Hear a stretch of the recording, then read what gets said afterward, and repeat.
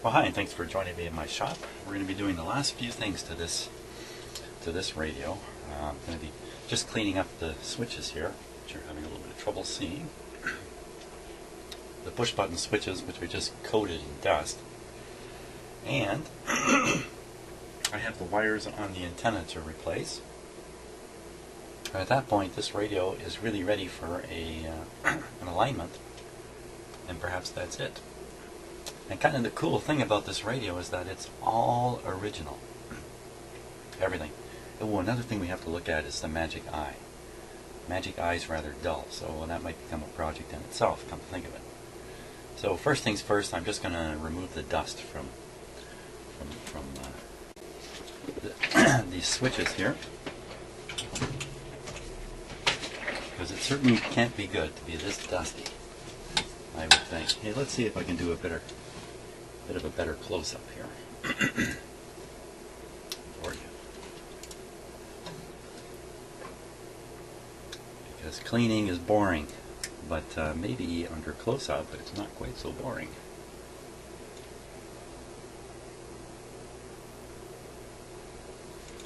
Let's see.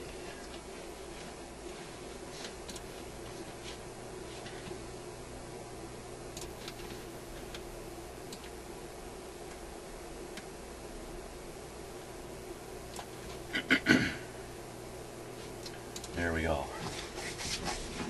Okay, so it's going to be a little noisy for a couple of minutes here.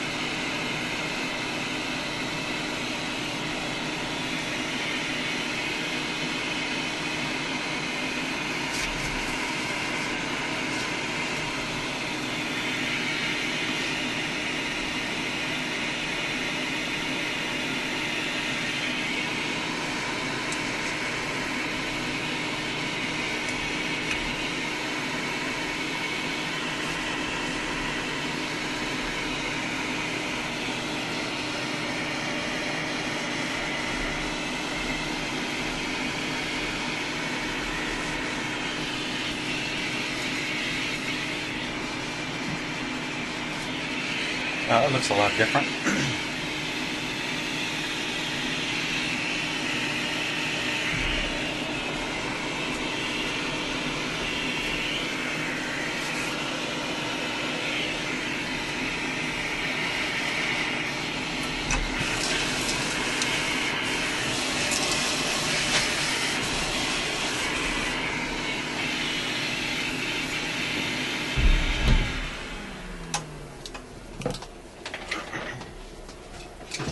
Now, let's see what condition the switches are in. Test operate them here.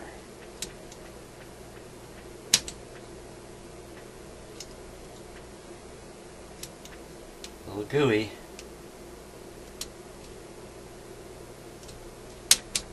Yeah, that's not so good. Lots of dust right up inside there.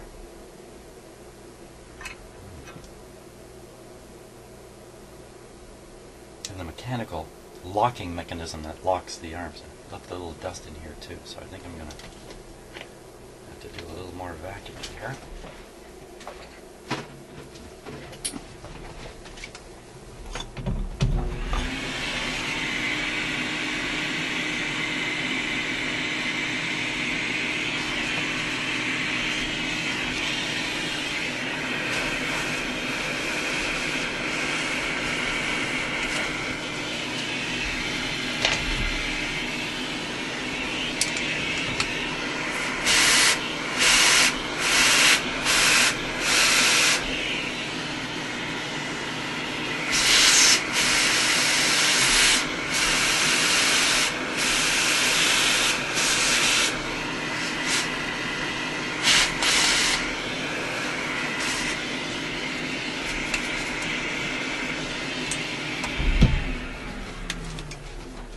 Okay, now it looks to me like this radio was probably sitting in one place for a long time.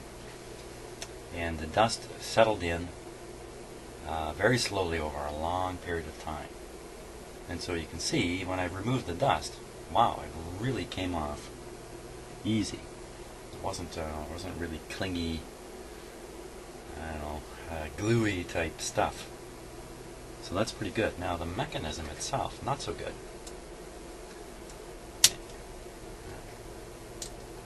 See how when I push these buttons, you don't get a snap. This one didn't even come all the way back. See? Kind of gooey how they operate. That's not very good. We want them to snap, snap, snap. So I can see how built up this whole area is here. Let's take a closer look at it here. Let's see.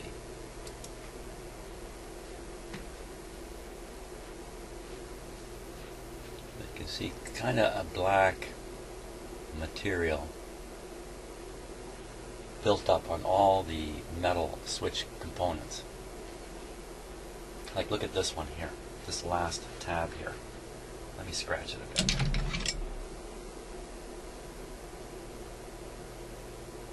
See the stuff on it? So we got to get that off because that will interfere with connections.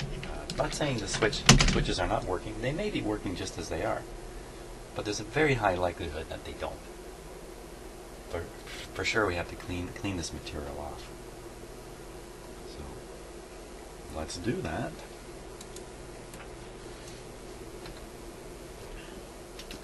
For something like this, I like to use alcohol.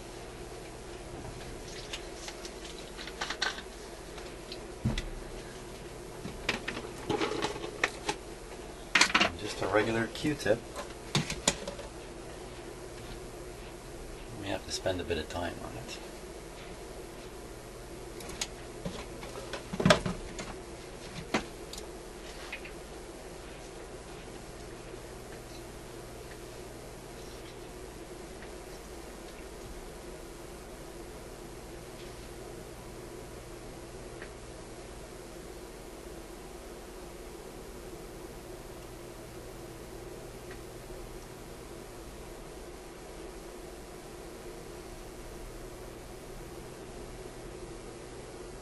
Yeah, these are actually very dirty.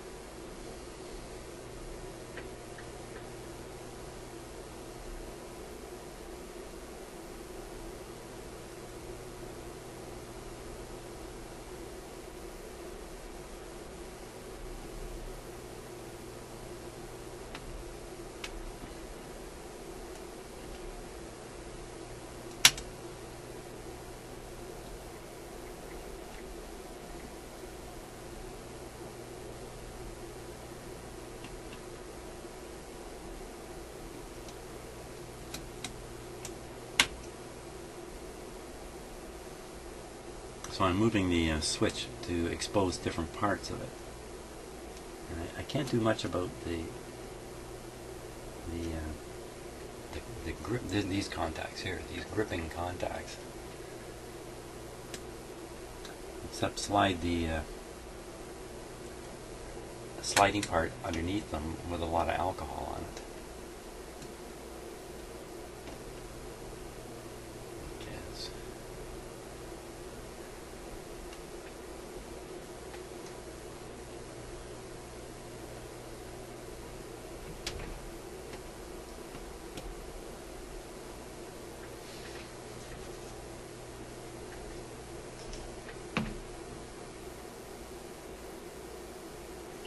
Whoa. It's a little much.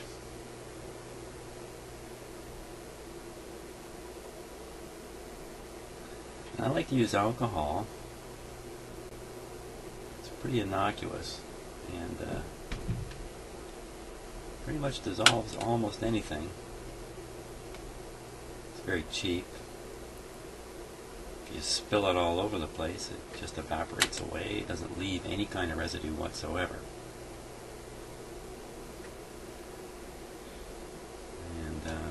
I heard that you shouldn't get it on rubber.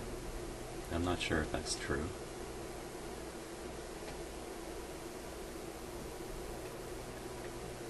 And then a lot of things that we might think are rubber are not rubber. They're just some form of plastic.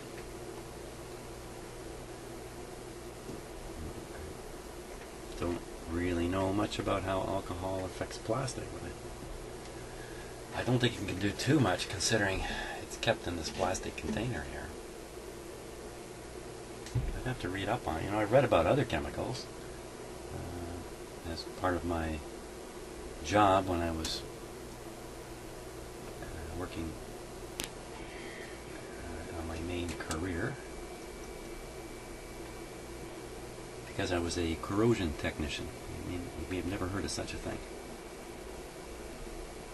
But boy, the world could use a lot more people dealing with corrosion. According to what I learned, it's a major cost in our lives. It's corrosion. And you think, what? How can that be? Why do you throw your car away? Why do you throw away something you paid $15,000, $20,000 for? 10 to 12 years later, you're ready to throw it away. Corrosion. And you can broaden the definition of corrosion. It can be a lot more than just metal. You can take it into plastics and other materials. And when you take that whole picture into account, of course, it's the main thing that's costing us in our lives. Now, that's better. Okay, let's look at the other side here. Oh my gosh, it's just as black. This is, you know, the underside. Wow. Just as black. Okay. I won't force you to watch this part. I'll just clean this side. Okay, so I've got this side cleaned up too. And I'm just checking. You see the buttons snap much better? This one's not snapping yet.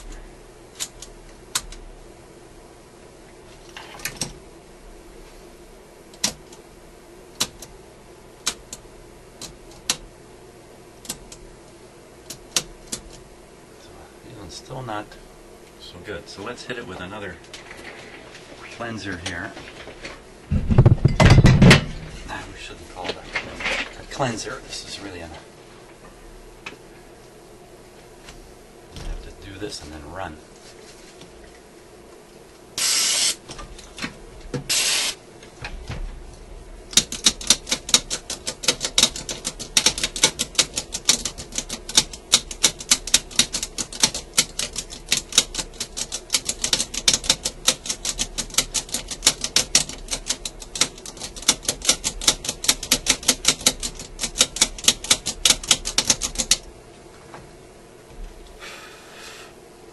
Yeah, it's not so fumy.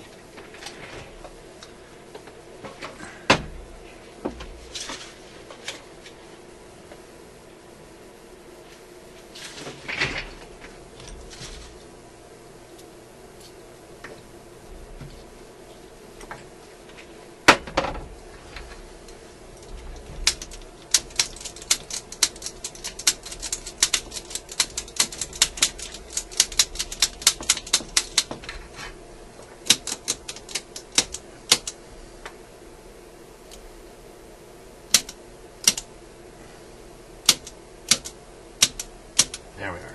Now they're working nice. Nice sounding snaps. Every one of them jumping back. Perfect. That's good. Very good. Okay, so there's nothing else wrong with this switch other than just the dirt and the and that. So this should be pretty good now.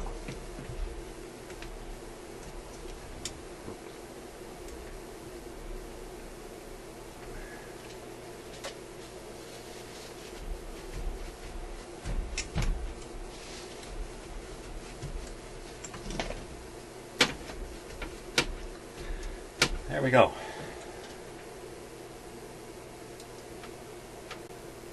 Well, these have been marked.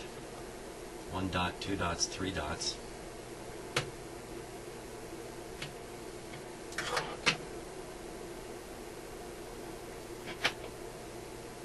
Okay, we'll set that aside. Bring out the beamoscope with its rather crummy wires here. So I'm going to replace them all the way from here just to the edge here. There's no reason to open this up. In fact, opening this up is a disaster. This is riveted. Opening it up, I'm going to do a lot of damage to it, and there's nothing inside here. Even if the insulation on these wires is falling off inside here, if that's what's happening, it's inconsequential. So there's really no reason to take one of these apart. So let's. Another thing is the pattern here, which kind of looks like this. If you know what I mean. It's not like that. It's like that. It's the same pattern as the pins. Let's see if that's true. So here's the center pin, center wire. It goes to the center. Here's the upper one.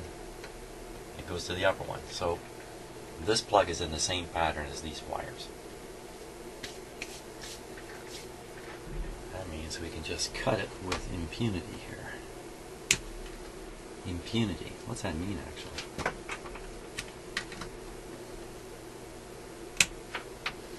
There we go.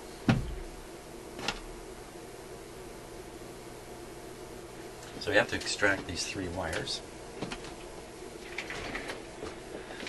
And we're going to do that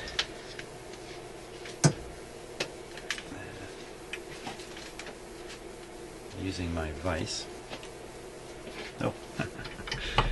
That's a remnants of a hard drive magnet. I had some old hard drives, and before I throw them out, I like to destroy them. Not that I have anything that secretive on them, and B, I like to get the magnets out. Now this is the magnet where the magnet was. The magnet's gone from here. They have very, very powerful magnets.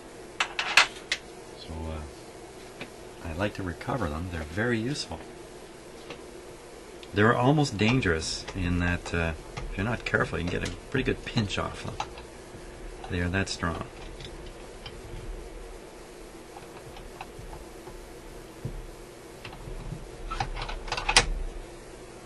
Put this in here fairly carefully. I don't want to break it. There we go.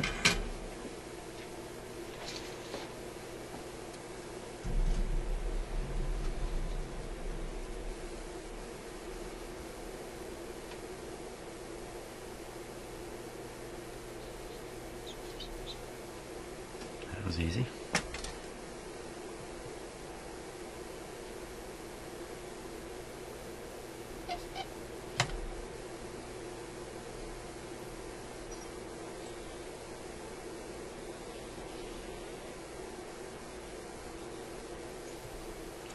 Interesting thing is, I'm sure they picked this wire because it was extremely flexible. See, this part feels really, really good. But in doing that, the flexibility came along with an instability in the plastic that they put on the wires. And since you can't really know about these things necessarily until many, many years go by, and there's no way to test them. You may have heard of accelerated life testing. You may have heard of that. That's kind of goofy. Accelerated life testing, you know, that's where they put things at a higher temperature, run them faster, vibrate them, whatever it is they might do. You know, with seat cushions, they have something that sits on the cushion over and over, stuff like that. But you know, that's really very similar to saying to yourself, gee, we need to do a test on a 60-year-old man, but we don't have any handy. We have no 60-year-old men. Hey, take that 40-year-old man, make him run a track for half an hour, then when he's all worn out, we'll pretend he's like a 60-year-old man and we'll test him. It's ridiculous. So accelerated life testing, as much as there's no alternative, the engineers and designers, materials people got to do something.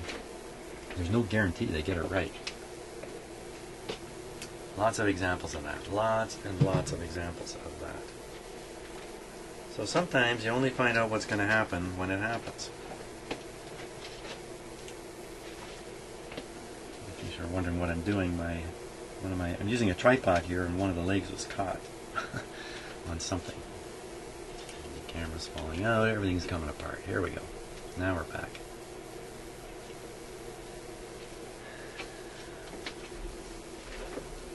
What did I do with that little piece? I nonchalantly set it down here somewhere. Now, last time I did this, I used some basically Bell telephone wires, or what I would call Bell telephone wires, or telephone wires. And they're really kind of tiny and kind of ugly. So I'm wondering if I can find some better wires. So I'm going to hunt down some wire.